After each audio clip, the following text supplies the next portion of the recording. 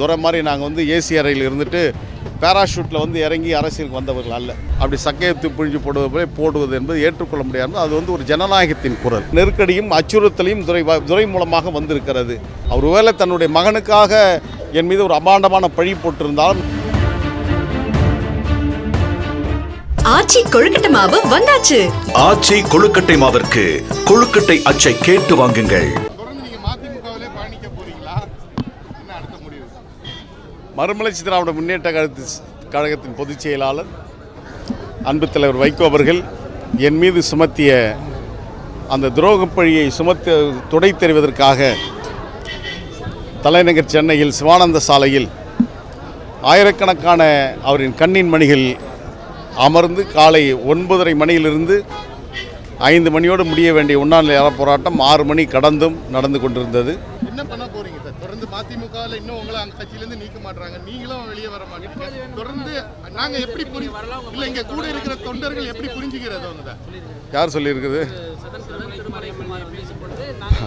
அது பாவம் சதன் திருமைக்குமாருக்கு அந்த உரிமை கிடையாது என்பது வேடிக்கையான வேதனையான செய்தி, நகைச்சுவான செய்தி. முதன்மைச் செயலாளருக்கு அந்த உரிமை கிடையாது. ஏன்னா அவர் இன்றைக்கி தான் வந்தவர். 32 ஆண்டு காலம் நாங்கள் இந்த திராவிட இயக்கத்தில் மதிமுகவில் இருந்தவர்கள். எனவே எங்களுக்கு உத்தரவிடுகின்ற அந்த அதிகாரம் தலைவர் வைகோ அவர்களுக்கு மட்டுமே உண்டு. என்னை நீக்குவது ஒன்றும் பெரிய விஷயம் இல்லை. அது கட்சி தலைவருக்கே எல்லா அதிகாரமும் கொடுத்துருக்காங்க.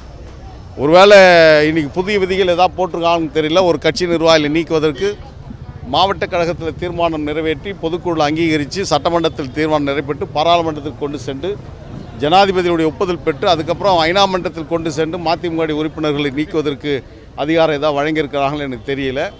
எனவே அது ஏதோ ஒரு நாடகத்தை அவர்கள் அரங்கேற்றுகிறார்கள். அதை பொறுத்திருந்தால் பார்க்கணும். தலைவர் வைகோ அவர்கள் வந்து சாதாரண மனிதர் அல்ல, அவர் மாமனிதர். அவர் வகுக்கின்ற வியூகங்கள்லாம் அது கிட்ட நெருங்கும் போது தான் தெரியும். அவரோட பயணித்தவர்கள் என்ற காரணத்தினால் சிலவற்றை நாங்கள் முன்கூட்டி அறிகின்ற நிலைப்பாடு இருந்தாலும் இப்பொழுதும் அவர் ஏதாவது ஒரு வியூகத்தை வகுத்து கொண்டிருப்பார். அந்த வியூகம் விரைவில் வெளியே தெரியும்.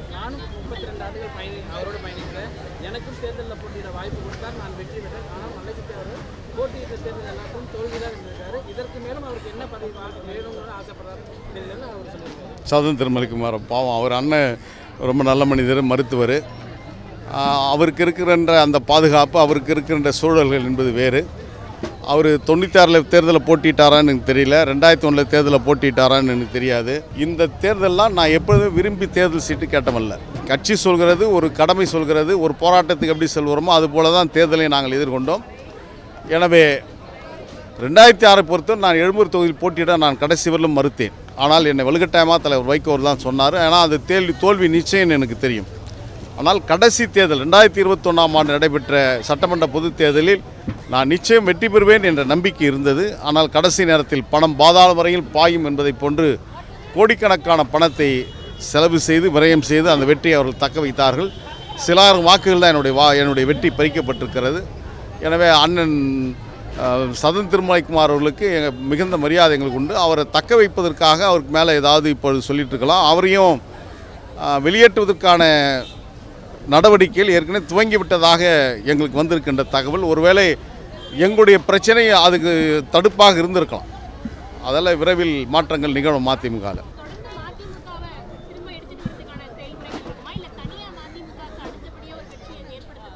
கட்சியெல்லாம் நீங்கள் பார்த்தீங்கன்னா தமிழ்நாட்டுடைய ஆக சிறந்த ஆளுமைகளில் ஒருவர் தலைவர் வைகோ அவர்கள்.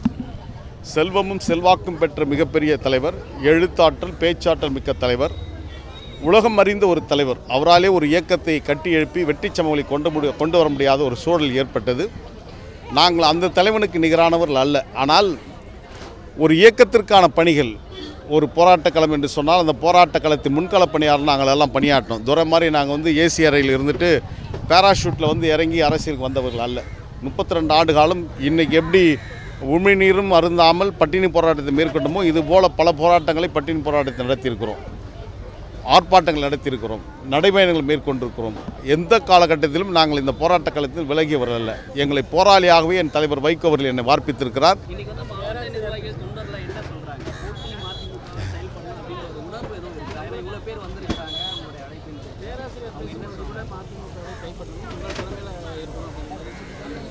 இல்லை, அது கொள்கை ரீதியாக ஒரு பேச்சு. ஏன்னா 32 ஆண்டு காலம் உழைச்சி வர கசைக்கு அப்படி சக்கையத்து பிழிஞ்சு போடுவது என்பது ஏற்றுக்கொள்ள முடியாது. அது வந்து ஒரு ஜனநாயகத்தின் குரல்.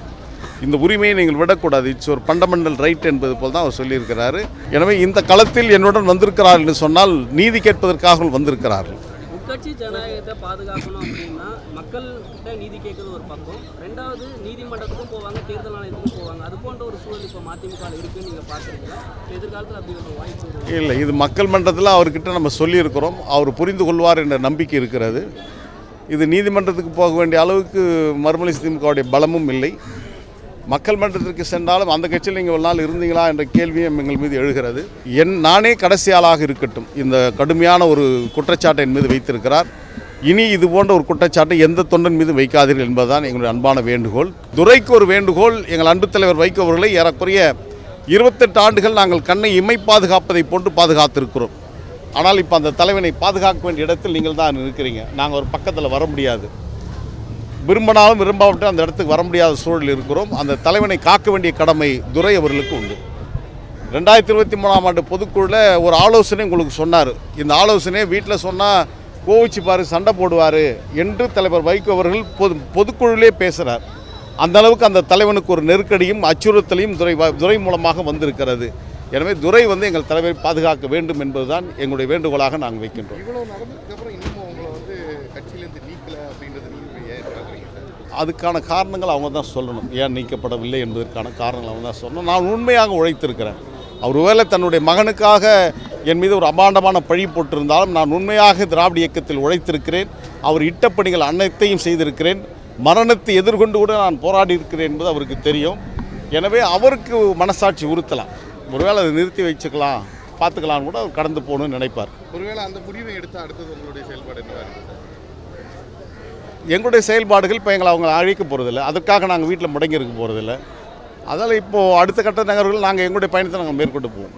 என்ன பண்ணுறான்னு திராவிட இயக்கத்துக்கு நிறைய வேலைகள் இருக்குது. மதவாத சக்திகள் தமிழ்நாட்டுக்கு அச்சுறுத்தலாக இருக்கிறது. ஜனநாயகத்தை பாதுகாக்க வேண்டிய கடமை தமிழ்நாட்டு மக்களுக்கு உண்டு.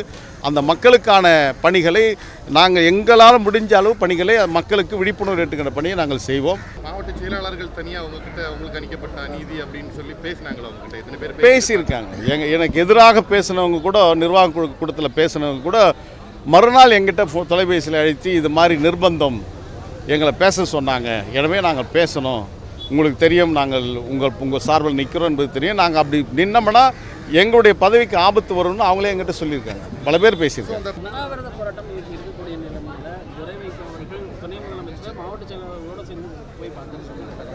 நான் என்ன சொல்லணும்னா சார், நேற்று முதலமைச்சரை சந்திச்சிங்க. பேசுகின்ற போது ஏன் கட்சியோட முதன்மை நிலைய செயலாளர்கள் யாரும் வச்சிக்கல?